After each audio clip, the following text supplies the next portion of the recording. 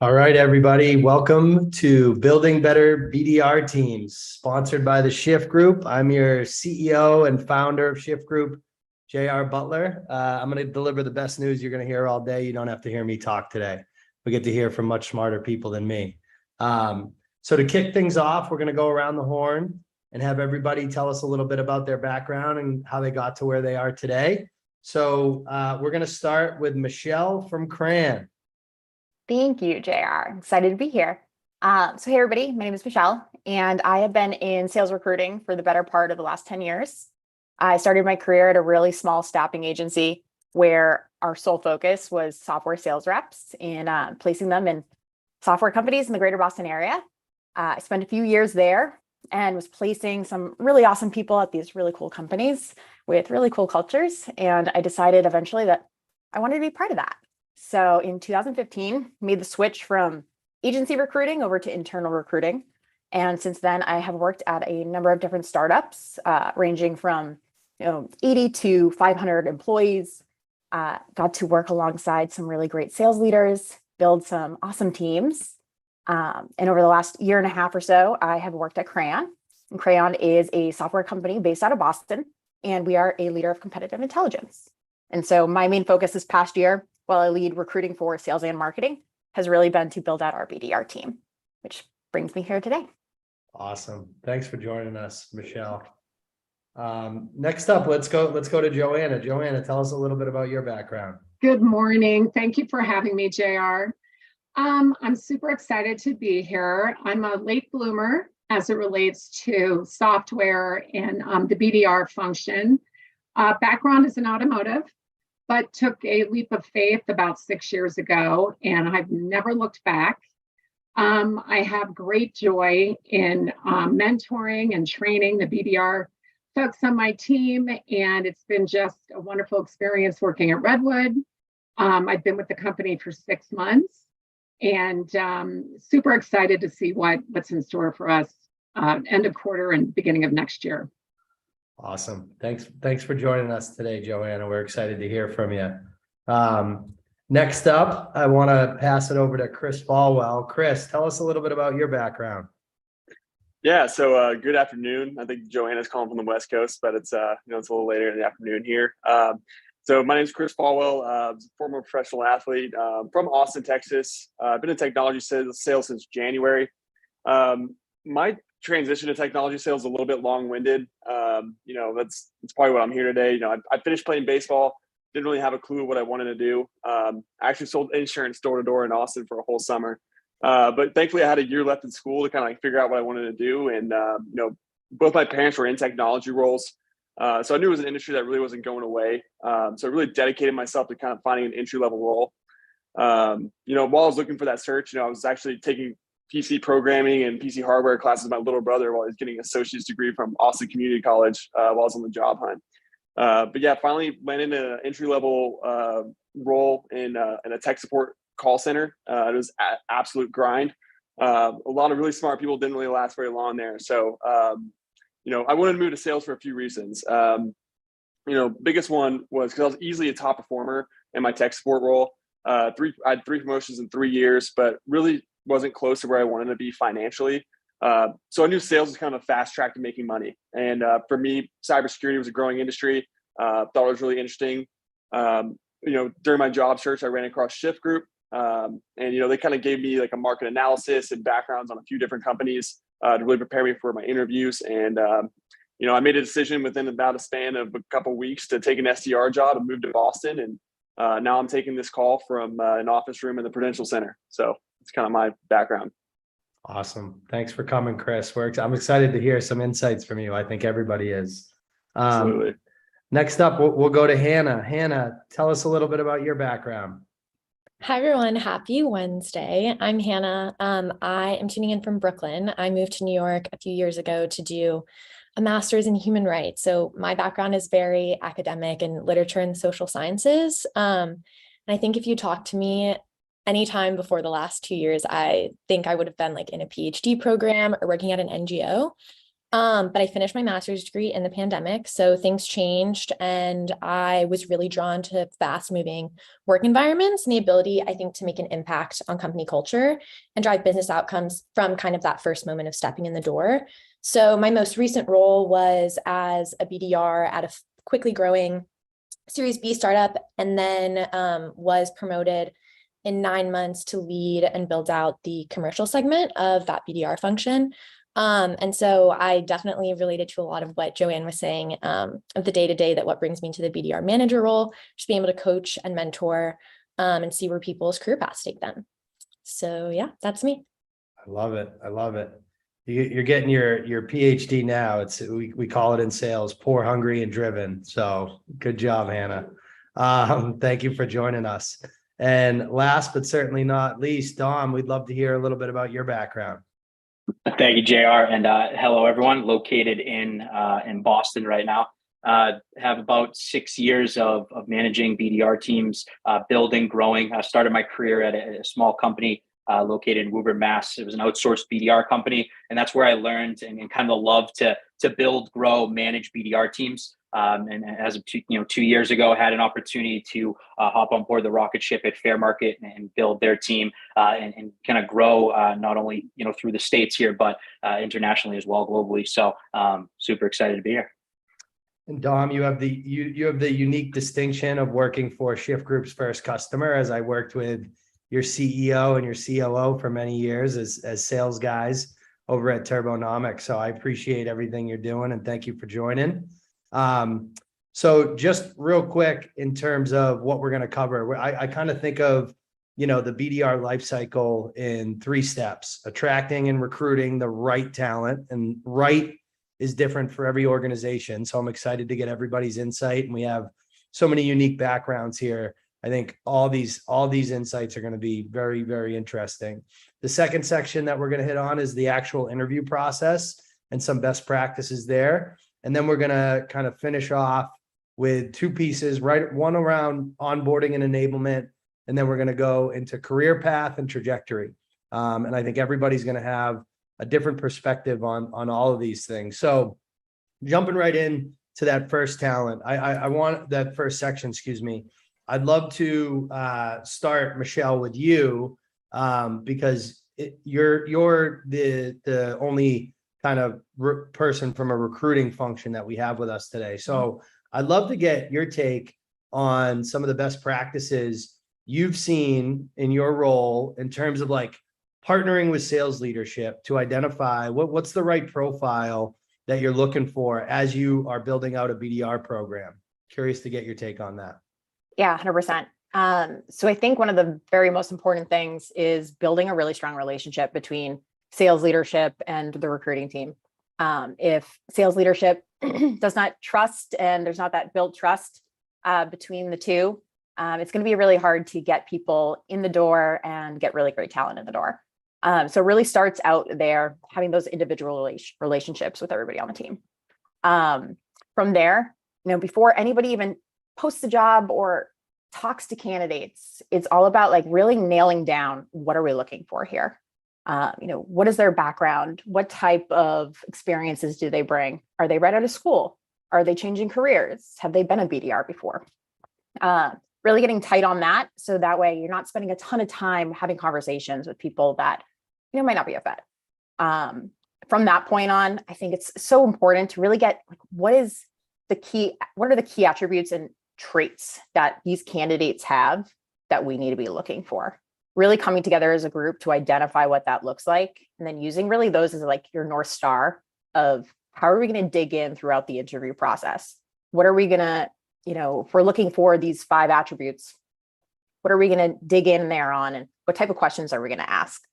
I think it's also really important to have the team build those type of questions and the game plan together. One for the ability to give a candidate experience that is different amongst each conversation. They don't feel like they're going in and having the exact same conversations with every person on the interview team. But then also you are now evaluating the candidate to its fullest, because you're not just focused on one thing throughout the process, but you guys are all, talking about all those different traits and qualities that you look for. From there, once you start interviewing candidates, it's just constant and consistent feedback. If the hiring team is not giving, the recruiting team feedback, makes it really hard for them to adjust and be able to know, what's going well, who does well, who should we be putting in front of you guys. And then from there, it's really important to also note as the team expands, grows, and evolves, that profile might be changing, and you might need to iterate on it quite a bit as you move forward. Yeah, and I think you led off with probably the most important piece, because the only way all the other stuff works is if that trust is there initially, that everybody's on the same page and we're all trying to accomplish the same goal. So that was really well said. Dom, I'm curious to get your take. When we initially started working with Fair Market, kind of the tip of the spear was your recruiting team. How did you guys find success at Fair Market, feeling really comfortable about, like Michelle talked about, how, this feedback loop is happening and the candidate pool that is getting to hiring managers, to sales leadership is the right type of profiles? What were some of the tricks and tips that you guys did? Yeah, no, great question. And to Michelle's point, it's all about open communication. And I think just in terms of our situation, obviously shout out to Fair Market for embracing that remote culture. So we weren't limited to the pool that we were going after. We weren't limited to just that Boston pool. So we were able to go out throughout the country and be able to find not just the Boston talent, but the best BDRs possible. So that made our life a little bit easier to have that expanded pool and to say, here are the skills that we're looking for. And we also, what makes it easy is we have 4 levels of BDR at Fair Market, right? So we can bring in some of those greener BDRs, but hey, we're also looking for those BDRs with 6+ experience. They've worked in the SaaS world before, things like that. So we were lucky in terms of being able to pick from a larger pool and having that open communication and saying, okay, here are the skills that we're looking for. Here are the people that we want to look at right now, and the specific states that we wanted to go after. And we found success that way, rather than being like, hey, we got to go after Boston, which again is a super competitive market right now. Now we have that larger pool where we can say, hey, let's just go out and find the best BDRs possible. Yeah, and I'm sure, like with multiple levels of like BDR kind of tiers, that you also that communication is even more important, because you're looking at something different for each tier depending on kind of where you are. So that's huge. That trust, that communication that you and Michelle both talked about. So I want to move over Chris Falwell. You're unique. You started as a BDR. And you did it for 3 months, and then you moved right into AE role. And that doesn't happen a lot for people that don't come to a job with BDR experience, especially in the complex world of cybersecurity. And that was when Chris, when we talked, you were very specifically looking for an early stage cybersecurity firm. So, obviously that limited in terms of what companies that we could introduce you to. But I'm curious to know, Chris, like outside of those requirements, what were the things that you were looking for in the companies that you were interviewing with? Yeah. So like I said, I had that technical background. I had clients coming to me, or customers, saying, hey, we're getting hit with a cyber attack. What do we do? And so I kind of figured like that's a growing market. That's going to be, something good to get into early. My goal, I don't think originally was to become a BDR, but I think in this case, the ends definitely justified the means. So my original goal is to become a sales engineer. Wanted to stay technical, develop a cybersecurity background, and be part of a great product that was kind of revolutionizing space. Like you said, I think I heard a story about someone that joined Zoom at a very early stage before it blew up, and they were able to just cut a $60,000 check for a vehicle. And I was like, I need to be doing something like that.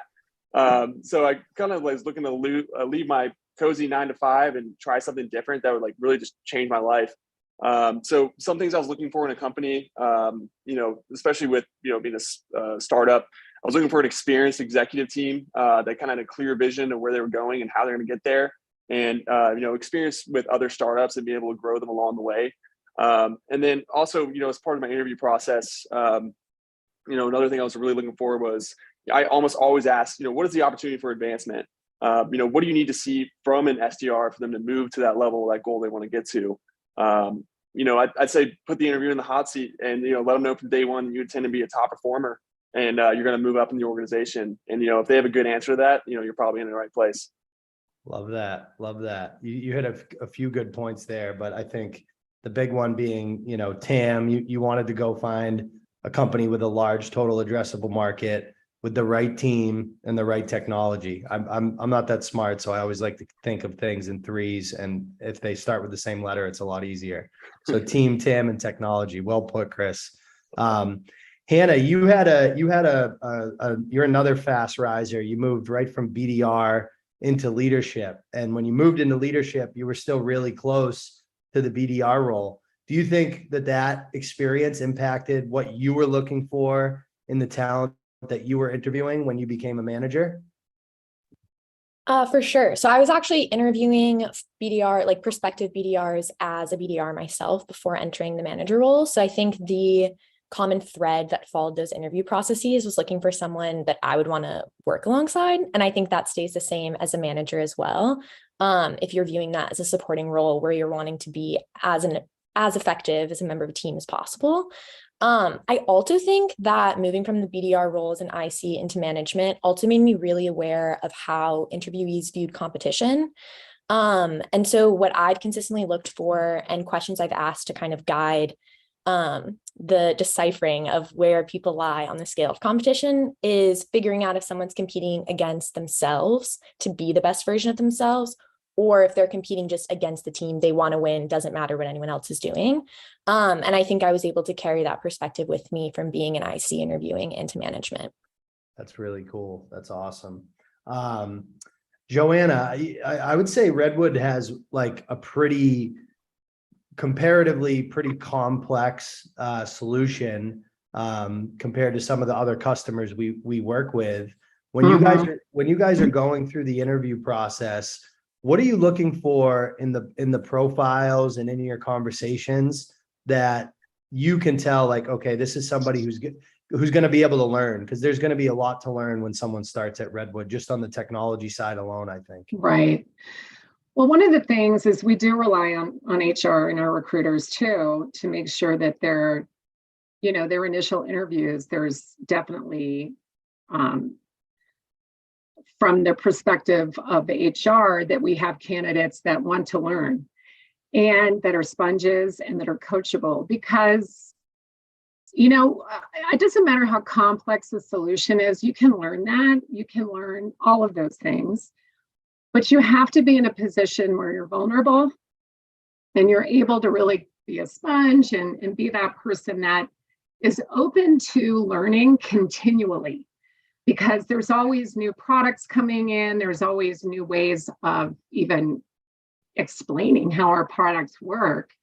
And I think for me, there's a couple of things that we do. Our candidates are interviewing with 4 or 5 different people. So the questions are, very much a variety of questions, but a lot of them center around, are you coachable? Like, do you want to learn? Are you prepared to learn while you're actually learning to be a BDR and learn all the fundamentals of that role? So it's really about understanding, of course, what the product does and the potential for growth and the potential for, becoming an AE in the future, and really learning like everything you can about the solution. But that really does come with time. And it comes with just having good mentors and good leaders and good AEs that you're partnering with. But at the end of the day, we're looking for people that want to learn. They're coachable, they're tenacious, they're fearless. All that other stuff comes into place. It all just falls right into play. I think that word you said, coachability, is just so important. And as you were talking, the first thing that popped in my head was a growth mindset. Like if you don't have a growth mindset, this probably isn't the right career for you, because people with a growth mindset are very comfortable turning weaknesses into strengths. And it's hard to work on a weakness because it's so uncomfortable, but everything is a weakness initially. So how you said that was perfect. Little kind of a surprise question here. And I'm going to call on you, Michelle, because I see Cran is doing a really good job, I feel like, getting your culture out on, social media. Is that like an important part of your guys' strategy when it comes to BDR recruiting, Michelle? 100%. Market is just so competitive out there. People have options. And if they don't know, anything about the culture, anything about the environment, what to expect when they get there, it makes it really hard for them to be really excited about the opportunity they're interviewing for and to be really able to see themselves there. And so I think putting out that content and making sure that people have a good visibility into what they're going to expect and what they're going to get when they join really helps along in the process, because it's doing a lot of that upfront selling for us and for the team, where we can then focus on other things throughout the interview process versus, talking about the culture. Yeah. Yeah. It's crazy how democratized almost marketing is now, where you really do control the feeling of your brand through those different mediums. Yeah. Question for Hannah, actually, because Hannah, you mentioned you have a really unique kind of academic background. So I want to know, do you have a stance on inexperienced folks versus folks that have been in a BDR role before? Someone who's come from, a non-BDR background and got promoted into a leadership role for 9 months. I have a feeling how you feel about it, but can you talk about that a little bit? Yeah, I had no idea what you're going to ask my stance. I'm glad it was that. I think, yeah, you really can't teach curiosity. You can't teach how to tell a story. You can't teach thinking on your feet. You can coach people to become better at those skills. But I think at a base level, if you are going to be good in a BDR role, you have some natural sense or some natural capacity to do those things. And that could be someone who was, I have never had a physician on my team, but that could be someone who's gone through med school. It could be someone who didn't finish high school. It really doesn't depend on level of education, how much success you can have in that role. And I think that's why it's so fun too, and why teams end up being, why BDR teams end up being such culture adds to an organization, because there is not necessarily a huge process of elimination before getting to the point of interviewing and being excited about these roles. So yeah, that's my stance. I love it. I love it. Trust me, this is something that we think about and talk about every day, as you can imagine, at Shift Group. So I couldn't agree more with there's intangible skills that are critical for success in the BDR and sales role. And you can't see that on a resume necessarily, or in somebody's academic background. So switching gears here a bit, I want to move over into the interview process. And we've done this before, but I want you to talk about it a little bit, Dominic. Tell us a little bit about the case studies, assignments that you like to give candidates at Fair Market during the interview process that are really good insights for you on how they're going to do when they get in the seat. Yeah, great question. So one of the most important, levels to our interview process is we make everyone do a cold call test. Whether you have experience or no experience, it's not meant to stump you. It's not meant to, kind of stumble on your feet, things like that. It's more meant to see, are you coachable, right? Did you go to our website and take a look at what we do? Can you formulate some sort of pitch? It doesn't have to be perfect. Did you look at who our customers are? Things like that. Because I think, anyone can do really well in that first initial screening or hiring manager call, things like that. Talk the talk, but then can you walk the walk, right? And we give everyone 2 chances to do the call as well, right? So, 2 minutes, 2 to 5 minutes, right? And then we give you 5 minutes, we give you some coaching points, and we say, hey, let's do the call again. And that determines for me, is this person coachable, right? Did they take my feedback in a positive way? And did they crush that second call, right? So that's the most important step for us. We've seen people who do really well, who, pitch just as good as some of the BDRs in our team. And you're like, wow, this is the person right here. Right. And then others, we can kind of weed some people out there. So I'd say that's the most important process. I know a lot of companies don't do it that way, and they do it where, hey, you pitch me on something. What we do is we actually do a Fair Market specific type. Hey, pitch me on Fair Market. We give them a prompt. We say, here are the things we want you to touch on. And hey, do some research beforehand. So it's important to us. Yeah, I really like that, because it's showing the candidates this is what your life's going to be like. So yeah. It's a good test. And I love the fact that you're actually looking for them to take your feedback and apply it on the second try on the cold call. That's a really good way to test for coachability without, relying on them giving you examples. you mentioned a step in an interview process, and we see this at every company.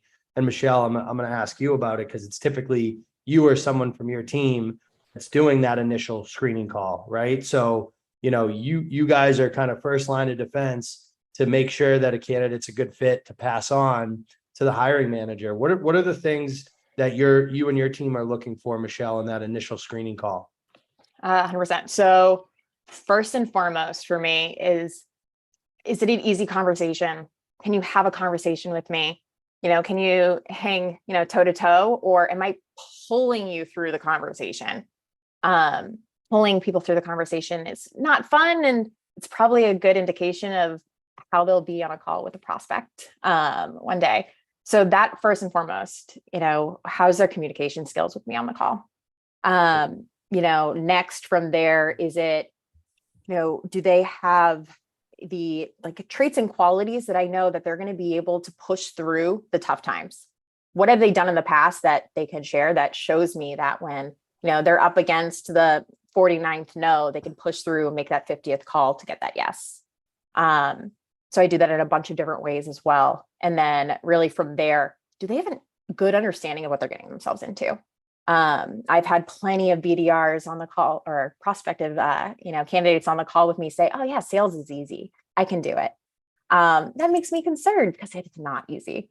And if they don't know truly what they're getting into, 3, 6, 9 months down the road, they're probably not going to be a BDR anymore because they just weren't prepared and didn't understand how tough it actually is. That is so important. I think I've been at a company before where we were, we raised a lot of money, we were growing really quickly, and we wanted, bodies in the seats. And I think we erred on the side of speed versus really making sure that we were communicating with these kids like, hey, it's kind of going to suck a little bit for a little while, right? It's going to be really hard. A lot of people are going to hang up on you. You might go a while and not even talk to somebody. And if you do, you might get hung up on. So that's super important. And talking about speed, Hannah, your last organization had a very kind of efficient and a quick interview process. I think it still covered a lot of ground, but can you talk about how you guys leverage that quick, efficient interview process to help you attract good talent to accept offers? Do you think it helped you, and how?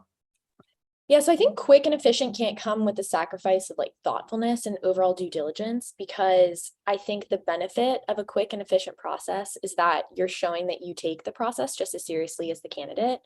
And so if things start falling through the cracks on your end, then that's just doing everyone a disservice.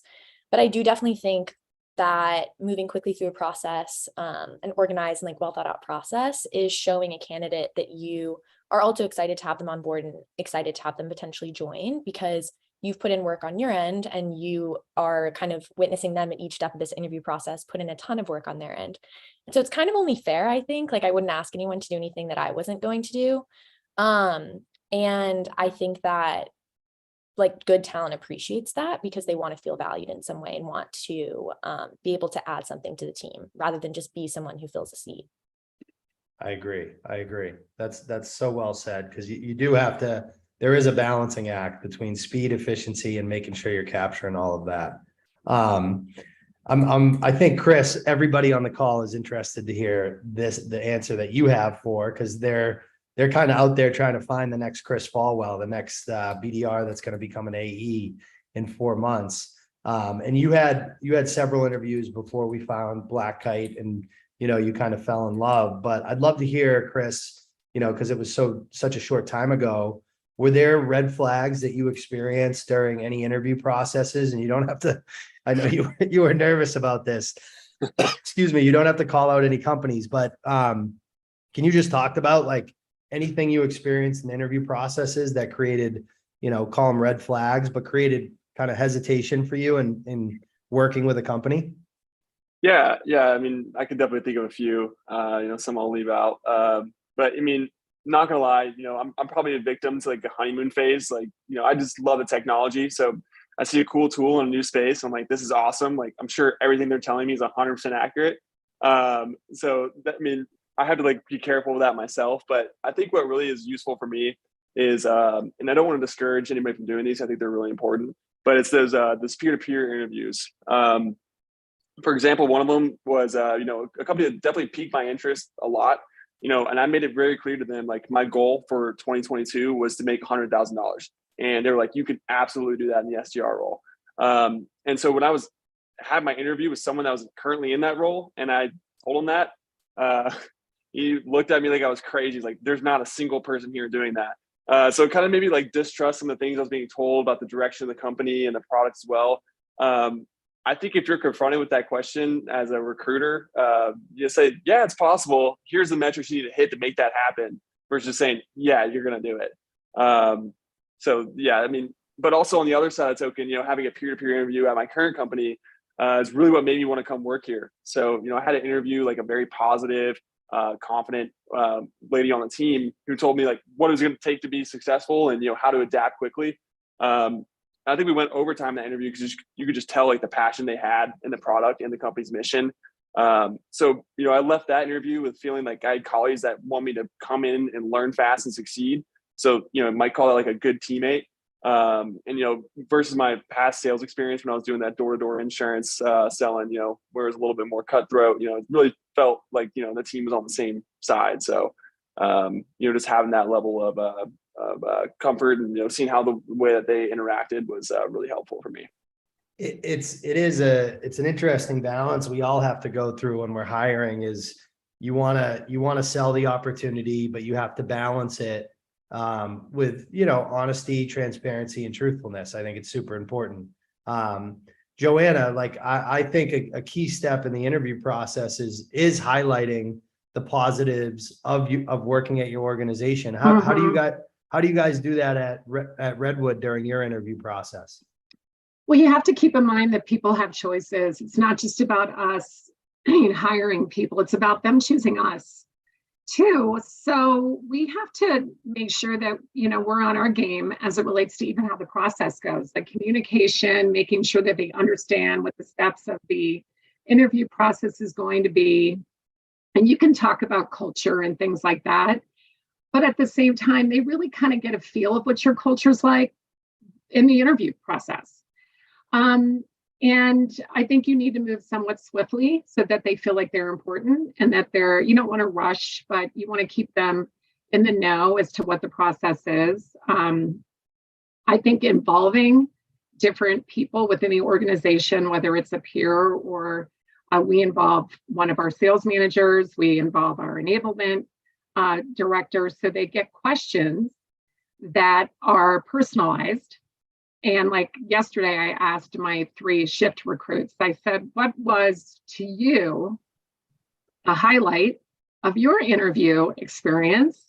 And what really stood out as being a positive for Redwood? And all of them said, you made me feel like you were interested in hiring me, not just a BDR. You asked questions that resonated with me. You want to know me personally. And as a manager, I always want them to understand how I manage my team and really get a feel of what they're walking into, because you can't manage people the same. You can have the same expectations for everybody, but you tweak it based on who you're managing. Not everyone responds the same. So I talk about that as well. But I really think it all starts with their first impression. And Redwood really wants to understand who we're looking to recruit, why we want to recruit them, and why they're an important part of our organization. They have too many choices. Like the job market is booming.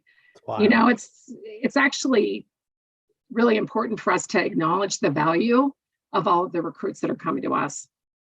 That's really good. I love that. And at the end of the day, you're not recruiting BDRs, you're recruiting people. So very well said. I'm going to warn you guys, I'm going to ask you all this question. So just get ready. I'm going to go in the same order of the intros, and I'm going to ask you what your favorite interview question is. And I'll start by sharing mine. And Michelle, you're up next.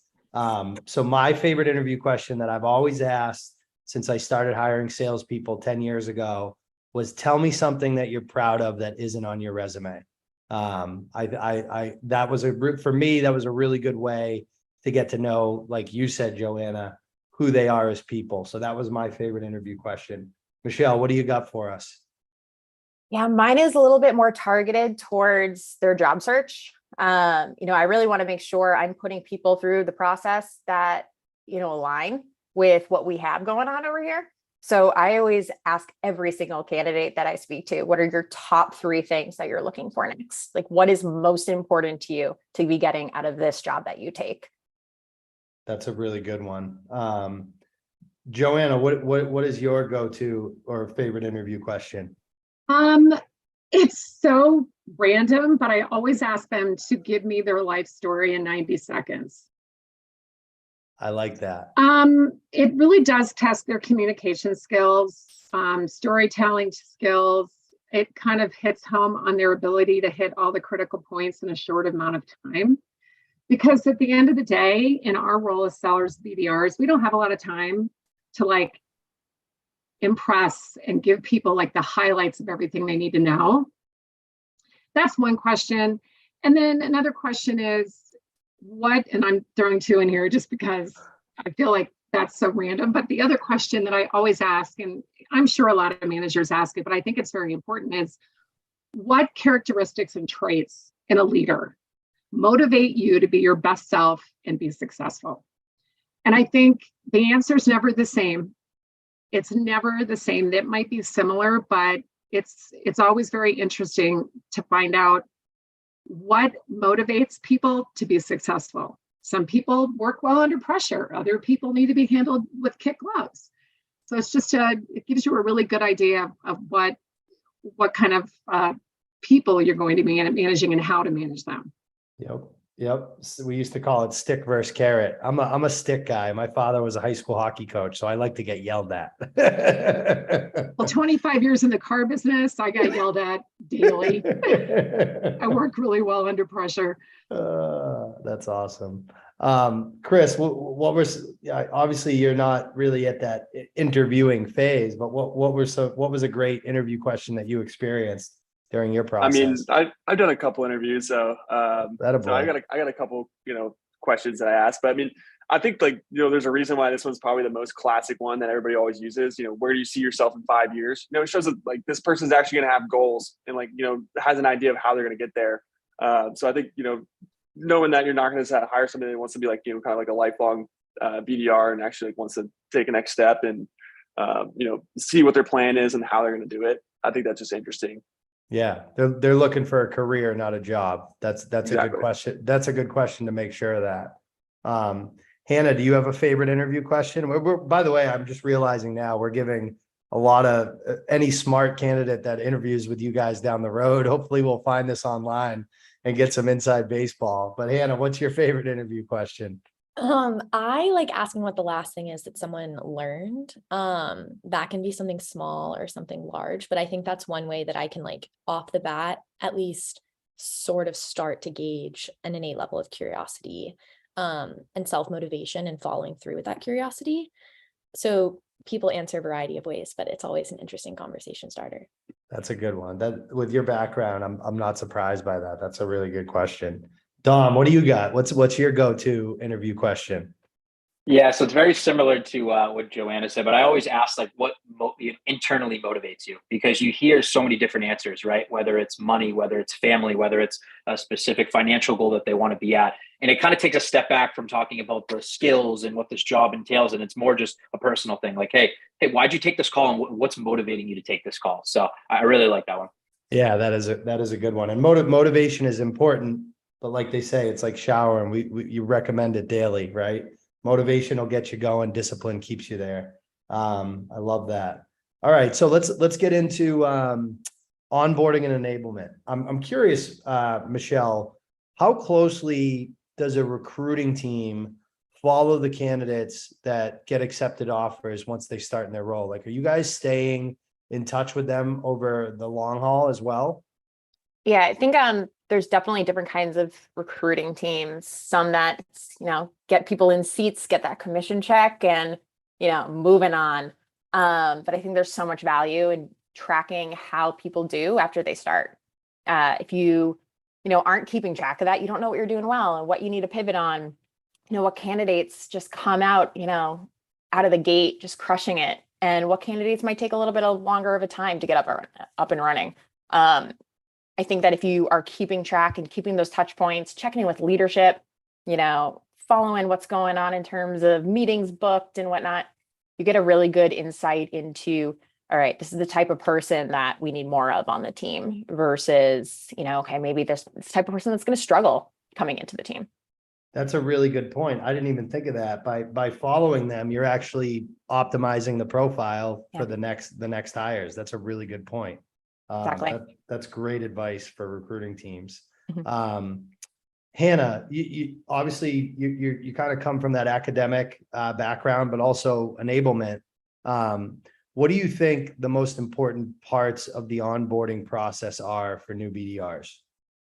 I think the first, and it's something that I require, is that every BDR would meet with obviously all of their teammates, but then as many of like the AE team as possible, because I think that integration with the team and the sales org is super important, especially for remote positions. I think it just makes you feel kind of like you have a seat at an existing table rather than just some like space in the ether. I think tools training is really, really important. And I think that that's something that maybe BDRs who've been past BDRs have a slight leg up on, but other than that, it's a pretty even playing field and doesn't take too long necessarily. It's just something that has to be mastered. And then I think the last one I would say is that storytelling ability and training. So that was something that I was working with enablement in our last company, because it's just so hard to actually figure out, okay, how are we going to pick up the phone? And instead of just going into that 90-second elevator pitch that you have rehearsed and that you have gotten certified on and that you know so well, let's figure out how to break the mold. So I think that is kind of in two parts. Successfully onboarding is learning all of those rules and it becoming almost so boring that then you're at a point where you can start breaking things and being creative and adding to the teams, that those one-on-ones and that those continual interactions are kind of adding to each other synergistically. So yeah. Makes sense. So this is going to be the same question for both of you, and I'll start with Dom and then I'll go to Joanna, because you both work like in spaces that are they're going to be new to BDRs in general, right? Procurement and business process automation. So, Dom, you can start. Can you just talk a little bit? And I guess this really is dependent on what level they're coming in. But like for a level 1 BDR that's green, how are you balancing, the core BDR skills of account research, cold emails, cold calls, discovery, sales tools versus specific content around, your technology? And also, you almost have to become a procurement expert as well. Like, so how are you balancing those two things for your kind of net new level 1 BDRs? Yeah, good question. And no matter what level a BDR comes in, so the most important thing is training. So we utilize HighSpot. It's an enablement platform. So our training is built out into 4 separate weeks. The first 2 weeks is a lot of that, classroom recorded video type training where it's, hey, Fair Market 101, here's like procurement, industry type videos to watch, recordings from people from our team, things like that. And then we're going to get into tool training, right? So we're going to figure, we use a lot of tools at Fair Market. So it's understanding how to use those to be successful. And then by week 2, we're diving into that messaging piece. We're doing mock cold calls, writing, mock emails, recording ourselves, doing our Fair Market process flow, things like that. So we have a pretty good balance of learning about Fair Market, learning about the industry, but also like BDR 101, like how to use Salesforce, how to make a call on Sales Loft, how to organize your day from making calls in the morning, the afternoon, the late afternoon, and just how to organize your day there, to actually how to do a call, how to write a strategic email, doing things like that.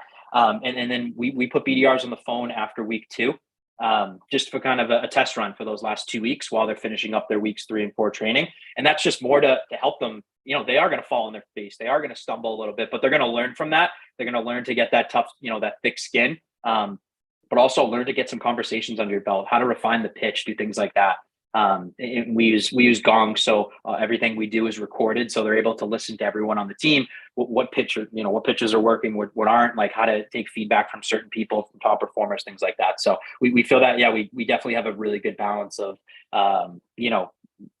company information that they need to know, industry information, and then also just like how to be a BDR. Whether you're new or whether you know how to be a BDR already, it's going to be different because you are coming into a different environment, potentially a new industry for you. So it's all that same training, Yeah, I will say, like, doing what I do now, I don't envy, these candidates coming into this new world with, like, we should have got some sponsors for this, because you just mentioned like 4 or 5 sales tools.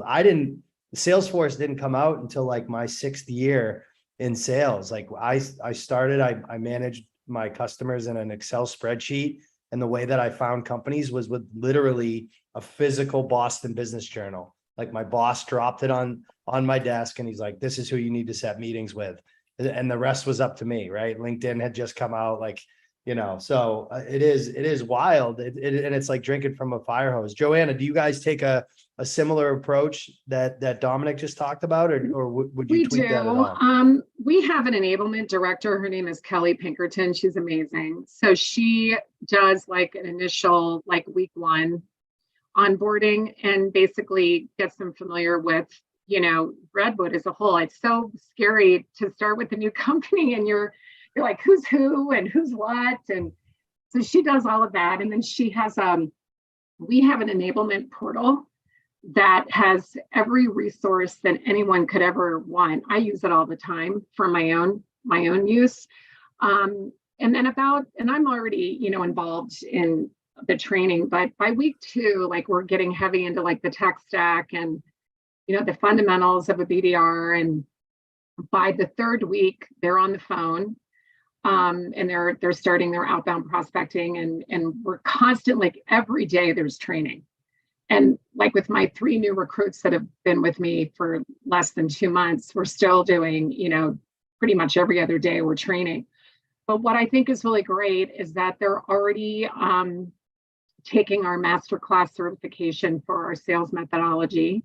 Yeah. So they're doing a lot of the training that our account executives are doing right away. So it's like we've got all this stuff going on with the BDR function, and then in the background and all, around the perimeter is all of the additional learning and all the skills that they're going to need to be account executives, and they're paired right away with an AE. So they're being mentored right away. And they're doing the gong calls, like Dom mentioned. They're listening to like demos. They're on demos. Within like the first 90 days, they'll start their first personal development plan, so that we kind of know, like, it's been 3 months. Now let's talk about next steps in your future. So we really start like that growth and development and enablement right away, so that they're definitely getting a lot of information. But I've got help too. I have, an enablement director that's been awesome. Our sales leaders, our account executives are amazing. And they know what they've got. They know they've got talent, and they want to help nurture them and help them grow. So it's so cool to see how far this like the industry has come with this. Even as recently as like 9 years ago, when I was at a buzzy startup in Boston, we had people on the phone in their 2nd day. So like, you got your computer, you logged into to your email, and then you were making calls, which was, like, looking back, so crazy. But it's awesome to hear how important you guys view this. And lastly, I want to, Chris, I want to get your take, right? You're what I would qualify as an A player, self-starter. You obviously took on a lot on your own plate to be able to get promoted the way you did. And you came from a fairly technical background. But what do you see from your perspective? Like, what's the company? How much should the company play a role? And then, like, there's also stuff the candidate needs to do, right? We call it extracurricular activities, right? Getting extra time in the gym is the sports analogy. So where do you see that balance, Chris, in your opinion? Yeah. Well, I think it's a little different, being in a startup position. Like, you have to be responsible for your own growth. You have to take that initiative to figure out, like, what is making people successful, and like, how do I emulate that behavior? You can't just wait for someone to kind of hold your hand and teach you. Like, I think I remember just putting time on someone's calendar and saying, hey, you booked 3 meetings this week. What's your talk track? Or, your closing deals, like, what is your sales process? So a lot of these sales tools were completely new to me. Like, I've never seen them before. So I would literally just sit there on a Zoom call and watch somebody prospect and like add them into a sequence and things like that, and just take notes so I could just emulate it by myself. And then I think, by day 3, I was already making calls. So I just wanted to get up and get started quickly and hit some accelerators. Obviously it's on the company, and they do have the responsibility to make sure the right resources are available. But I think, you're looking for someone that's kind of a go-getter and they'll take ownership of their own career.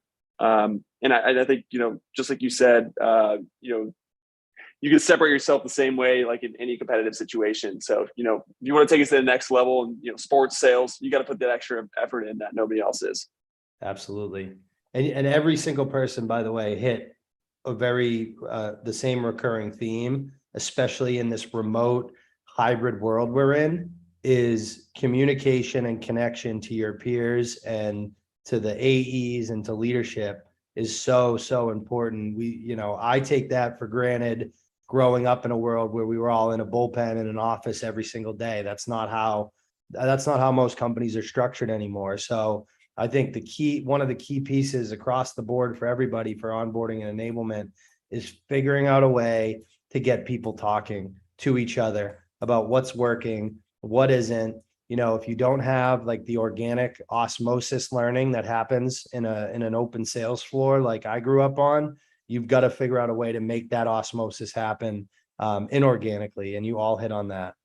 All right, we got 9 minutes, and we're going to try to cover as much ground as we can on career path and trajectory. So, Chris, you made the point that you kind of came in and you were very clear that you wanted to make a lot of money and you wanted to be in a closing role as quickly as possible. What do you think separated you? Because there were other BDRs that started at the same time as you. What do you think separated you from your peers to move so quickly out of BDR? Well, you move this as your professional career, like this is now the way you're going to make money. So obviously you dedicate yourself, you learn the product, listen to podcasts, put that extra effort in. This is probably an extreme example, but I kind of looked at the SDR role the same way I looked at playing baseball in junior college. I had my scholarship cut from the '1 school in the nation in college. And I showed up at a town, about 1,000 people in the middle of West Texas for my sophomore season. And, dorms were basically barracks, like 2 outlets and 2 people per room. But I remember calling my parents, like, I don't think I could do this. And, my dad said, you could do anything for a year. So I kind of took that same mentality coming into a BR role. You put maximum effort in for a year, you do everything you can to be successful. And then you'll reach your goals sooner than you think. Chris, I wish I could bottle you up and just like spray you on everybody. Thank you. That was awesome. So different kind of take on the question, and this has happened in my own career. And Michelle, I'm going to ask you, I've seen, and Chris, you wanted to be an SE. I've seen some of the best SEs that ever worked with me, some of the best HR and recruiters, some of the best sales ops people came out of the BDR function in my old organization. And we see people like that move into marketing. Is that something you're even considering when you're looking at new BDR talent? Or is it always like, we need to find BDRs, they're going to be productive and then become AEs? Or is there some thought to these other functions as well? Yeah, I think especially here at Crayon, one of the biggest things is all of our learning and our training and our development is to build somebody into, a revenue generating individual on the team, closing deals and whatnot. There's definitely cases where you're going to find those folks that have been in the role for a year or a little or whatnot. And, they really see that they gravitate towards the sales ops or the marketing or customer success. But I think that also comes down to like having a commitment of, if you're getting into that BDR role and you want to be, you're saying you want to be in sales today, like giving it that shot, being in that role and having that expectation that you might not move into a marketing or a CS or a sales ops role within, 6 months to a year. It might be a little bit longer than that. But you also got to remember that the business has needs, and based on when you want to move into a role might not align with the business needs at that time. And so it's just having that communication with your leadership and the team, letting them know where you can see yourself and then hopefully being part of an environment where they can then start to foster that for you and give you that training and the experiences and the exposure to those departments and that type of role. So that way, when the role does open up or there is that space, potentially you have somebody in the company already who knows the ins and outs that you can tap and pull in. Totally. And you've got to be successful in that first role, no matter what you want to do for the next one. 100%. So that's really well said. The best teams that I've ever been on, led, worked with, it was a competitive culture. Like, we were all battling every single day, but we also were always there for each other and sports is an easy parallel to make here, but generally this is super important, I think. And Dominic, I'm curious, like, how is Fair Market balancing creating a competitive culture, but also making sure like the team is working together to improve and find success together? How do you guys do that? Yeah, great question. And for anyone that knows me, knows that I love energy, right? And I think in the remote world, it's hard on Zoom to try to get that out of people, right? I'm not sitting in an office, standing over your shoulder, seeing if you're making dials, right? It's so obviously it's holding yourself accountable. But the biggest thing for me is spiffs, running daily, weekly, monthly spiffs, just to get the team motivated, for some extra money, for some gift cards, things like that. But all at the same time, it's taking that step back and doing some more team-oriented things, whether that's a virtual happy hour, whether that's just, for example, at Fair Market, we get together on Fridays and we do, we call this BDR winner circle, where we interview a BDR, ask them like funny interview questions, really learn a little bit more about their personal life. And then we give out like BDR winner of the week, right? Kind of take that step back from talking about work and metrics and really coming together and say, okay, like we're like a family here, right? This isn't just a job. And that just motivates people to want to do the job better. And so, between doing spiffs, keeping energy going, between doing, power hours with the whole team, getting on a Zoom and ripping dials, right? Getting into the trenches with them, things like that, showing them like, hey, we can have some fun here, even though, this person's located in Florida, the two people in California, like we can still have some fun here. So that's been the biggest thing for me and being able to manage that, especially going from being in an office full time to like, wow, everyone's remote and now managing people all across the country and the world. So yeah, those short-term competitions the value of those can't be understated enough or overstated enough. Like, it does make a huge difference when you're playing for something every single week versus, 90 days at a time or, a whole year at a time. So I love that you guys are doing that. Hannah, Dom just mentioned metrics. How do you, from your perspective, like, how do you define whether or not that a BDR is successful in their first few quarters, their first year, outside of hitting key metrics? Like, what are the things you're looking for? I think the overarching one for BDR is that they have some semblance of an idea of where they might want to go next in the org. And then that trickles down to make success look different, I think, for each of those BDRs. So if someone wants to move into management, if they've naturally taken on more leadership over that year that they've been there, that would align with their growth. Someone wants to move into CS and they've been shadowing calls for CS and they've been like understanding what renewals are going on and listening to gong calls, like that would make them more successful in that path. So I think it's definitely unique for each person, but it all stems from the idea that they might have a next step that they're working towards. Yeah, and you made a good point. That's outside of hitting their key metrics, right? It's like, if you want to go do that, do your job and then work on these other things as well.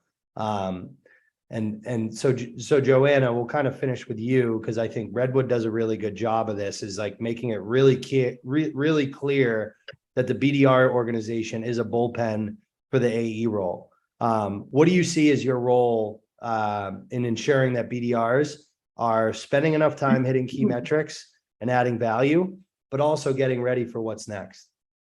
Right. So I do have a couple of BDRs that what's next for them is just how they can be better today than yesterday, because they love their role as BDRs and they're not going to leave. And they add incredible value to the team. In fact, they step in and they help with training and mentoring as well. But I think